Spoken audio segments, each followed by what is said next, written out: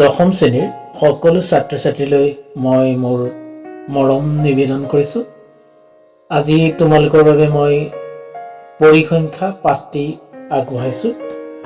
এই পৰিসংখ্যা পাঠটিৰ পৰিসংখ্যাৰ অংকসমূহ আমি তিনিটা ভাগত বিভক্ত কৰি অংকসমূহ সমস্যাসমূহ সমাধান কৰিব লাগিব।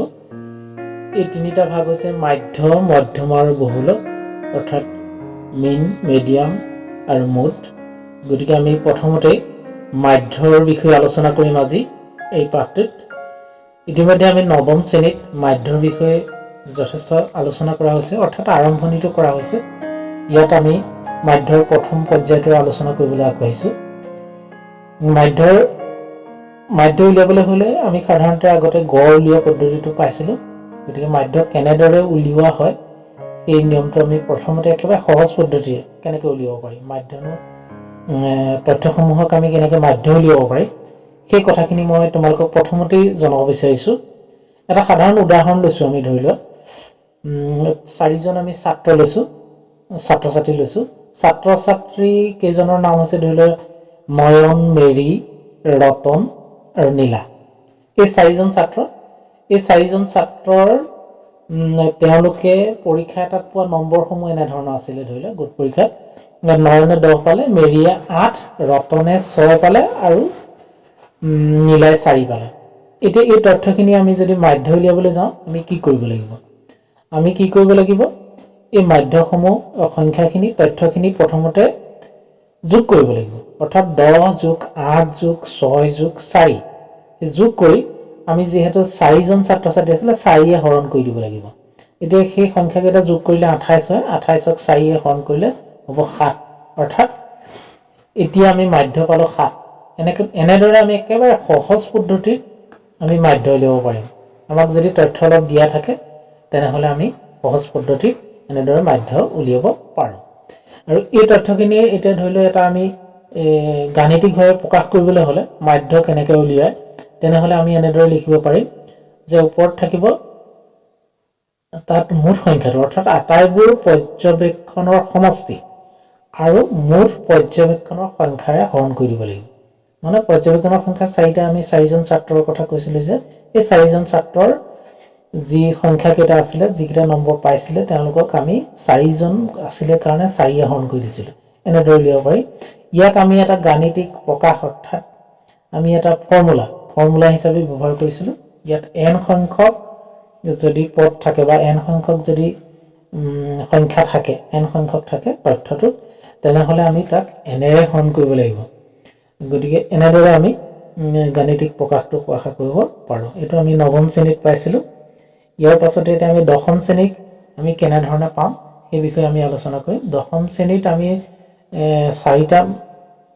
তিনিটা পদ্ধতিত আমি মাধ্য উলিয়াব পাৰিম। এইটো হ'ল প্ৰথম পদ্ধতি, অৰ্থাৎ ইয়াত প্ৰত্যক্ষ মাধ্য কেনেকৈ উলিওৱা হয়। ইয়াত এই সূত্ৰটোত ফৰ্মুলাটোত বাৰম্বাৰতাটো অতিৰিক্ত হিচাপে ব্যৱহাৰ কৰা হয়। একেটা সংখ্যা যদি কেইবাবাৰো থাকে সেইটো হ'ল বাৰম্বাৰতা। গতিকে n সংখ্যক পদৰ ক্ষেত্ৰত, তথ্যৰ ক্ষেত্ৰত আমি এনেদৰে সূত্ৰটো ফৰ্মুলাটো ব্যৱহাৰ কৰিব পাৰোঁ। ইয়াৰ পাছতে আমাৰ আহিলে লিখা হয়। এতিয়া সূত্ৰটো কেনেদৰে লিখা হয়? সূত্ৰটো আমি এনেদৰে লিখিম, কাৰণ জটিলকেতো আমি সূত্ৰটো লিখি কৰিবলৈ আমাৰ অসুবিধা হ'ব। গতিকে এইটো এনেদৰে আমি ব্যৱহাৰ কৰিম। ইয়াত আইটো হৈছে, আইৰ মানটো 1ৰ পৰা আৰম্ভ কৰি n সংখ্যক হ'ব পাৰে, মানে বহু সংখ্যক হ'ব পাৰে। যিমানটা তথ্য থাকে সিমানটা হ'ব। গতিকে সেইমতে ইয়াক ব্যৱহাৰ কৰা হ'ব। ইয়াৰ পাছতে আমি প্ৰত্যক্ষ মাধ্য কেনেকৈ উলিওৱা হয় তাৰ এটা উদাহৰণ আমি ধৰি লম, আৰু সেই উদাহৰণটো লৈ পেলাই আমি অংকটো কেনেকৈ কৰে চাম। আমি অনুশীলনী 14.1ৰ 1 নম্বৰ অংকটো লৈছোঁ। এদল ছাত্ৰই পৰিৱেশ সজাগতাৰ কাৰ্যসূচী অংশ হিচাপে এটা অঞ্চলৰ 20টা ঘৰত থকা উদ্ভিদৰ তথ্যভিত্তিক অধ্যয়ন তলত দেখুওৱা তথ্যসমূহ সংগ্ৰহিত কৰিলে প্ৰতিটো ঘৰত থকা উদ্ভিদৰ মাধ্য উলিওৱা। এতিয়া মাধ্য উলিয়াবলৈ হ'লে ইয়াত উদ্ভিদৰ সংখ্যা, ঘৰৰ সংখ্যা বুলি তালিকাখনত আছে, কিন্তু উদ্ভিদৰ সংখ্যাটো হৈছে শ্ৰেণী অন্তৰাল, আমি যিটো বাৰম্বাৰতা কৰোঁতে আমি ব্যৱহাৰ কৰিম, আৰু ঘৰৰ সংখ্যাটো হৈছে বাৰম্বাৰতা। গতিকে আমি ইয়াৰ সহায়ত এখন তালিকা প্ৰস্তুত কৰিব লাগিব। সেই তালিকাখনত আমি এই দুইটা তথ্য লিখি লগতে আমি নিজে তালিকাখনত মানসমূহ উলিওৱাৰ ক্ষেত্ৰত আমি কৰিব লাগিব সেই মানখিনি উলিয়াবলৈ যাওঁ তাত এটা শ্ৰেণী সূচক বুলি তালিকাখনত ঘৰ থাকিব গতিকে শ্ৰেণী সূচক উলিয়াবলৈ হ'লে শ্ৰেণী অন্তৰালৰ শ্ৰেণীৰ উচ্চ সীমা নিম্ন সীমা যোগ কৰি 2 ৰে হৰণ কৰিব লাগিব এটো হৈছে শ্ৰেণী সূচক উলিওৱা পদ্ধতি এতিয়া আমি তালিকাখনলৈ যাওঁ তালিকাখনত উদ্ভিদৰ সংখ্যাখিনি আমি বহাম ঘৰৰ সংখ্যাখিনি বহাম শ্ৰেণী সূচক থাকিব আৰু ঘৰৰ সংখ্যা আৰু শ্ৰেণী সূচক দুইটাৰ পূৰণফলটো থাকিব এটা এখন তালিকাখন ঘৰটো এতিয়া উদ্ভিদৰ সংখ্যাটো 0 আৰু 2 আছে প্ৰথম শ্ৰেণীৰ অন্তৰাল দুইটাকে যোগ কৰি 2 ৰে যেতিয়া হৰণ কৰিম যেটো শ্ৰেণী সূচকৰ সূত্ৰ সেইমতে আমি তাত পাম 1 আৰু 2 আৰু 4 যোগ কৰিলে 6 হ'ব 6 ক 2 ৰে হৰণ কৰিলে হ'ব শ্ৰেণী সূচক 3 সেইধৰণে 6 4 10 10 ক 2 ৰে হৰণ কৰিলে 5 হ'ব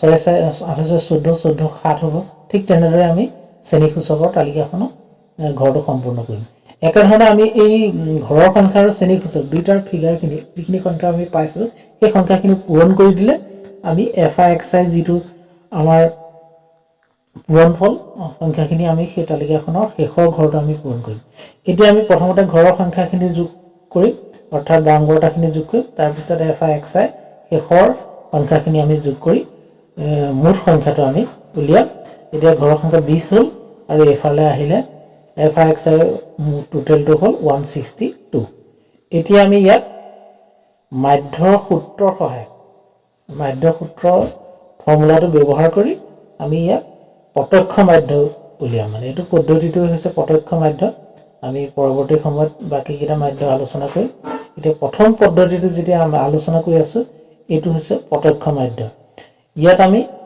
মাধ্য কেনেকৈ খুলে প্ৰথমতে সূত্ৰটো আহিব সূত্ৰটো হ'ল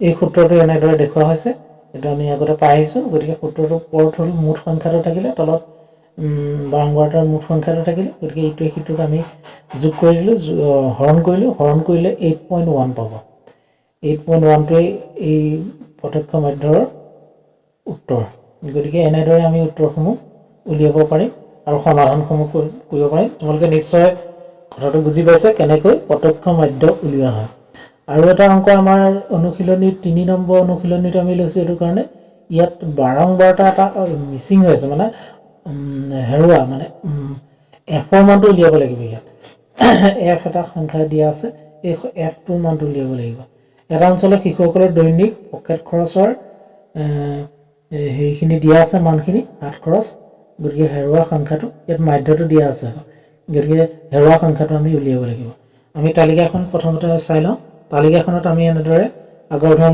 আগৰ অংকটোৰ দৰে আমি কৰিলো কৰাৰ পাছত ইয়াত f যিটো আছিল এটা পূৰণ কৰোতে আমি চাব লাগিব যে f টো পূৰণ কৰোতে 20f হৈছে গতিকে ইয়াত f টো বেলেগকে যোগ হৈ থাকিব মানে 44 f এইফালে আকৌ কি হ'ব 752 20 752 20 f হৈছে নিশ্চয় দেখিছা এই f থকা অজ্ঞাত ৰাখি থকা পদটো আমি এক্সট্ৰাকে যোগ কৰিছো এনে ধৰণে ৰাখি দিব লাগিব ইয়াত আমাৰ যেহেতু এই তালিকাখনত মাধ্যৰ মানটো অৰ্থাৎ আমি যেটো মাধ্য উলিয়াব লাগে সেটো দিয়া আছে গতিকে ইয়াত মধ্যমান বুলি লিখা হৈছিল গতিকে ইয়াত সেই জায়গাটোত শ্ৰেণী সূচক হ'ব মধ্যমান শ্ৰেণী সূচক প্ৰায় একে ধৰণৰ কথা কিছুমান কিতাপৰ ক্ষেত্ৰত ইয়াক মধ্যমান বুলি লিখে কিছুমানে শ্ৰেণী সূচক কিন্তু দুইটাৰ অৰ্থ একেটা এটো বেলেগ ভাবিব নালাগে ইয়াৰ পাছতে আমি এতিয়া ইয়াৰ পৰৱৰ্তী পৰ্যায়খিনি চাম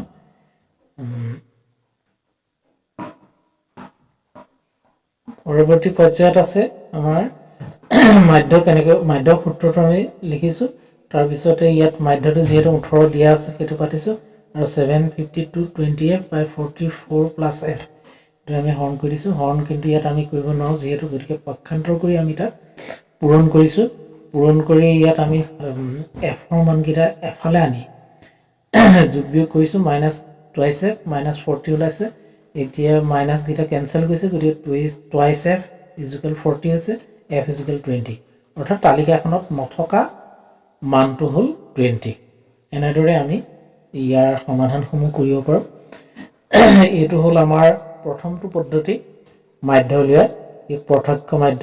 ইয়াৰ পাছত আৰু দুটা পদ্ধতি আছে, সেই দুটা হৈছে বিবেচিত মাধ্য উলিওৱা পদ্ধতি আৰু ঢাপ বিচ্যুতি মাধ্য উলিওৱা পদ্ধতি। সেই পদ্ধতি দুটা আমি পৰৱৰ্তী সময়ত তোমালোকক শিকাবলৈ চেষ্টা কৰিম। আজি ইমানতে, ভিডিঅ'টো যিহেতু দীঘল হৈ যায়, গতিকে আমি ছুটিকৈ কম সময়ৰ ভিতৰতে এনেদৰে কৰিছোঁ। আৰু যদি তোমালোকৰ ইয়াত ক'ৰবাত কিবা খৰধৰ হৈছে তেনেহ'লে তোমালোকে পৰৱৰ্তী পৰ্যায়ত ইয়াত ভালকৈ বুজিবলৈ চাই প্ৰথমবাৰৰ বাবে আমি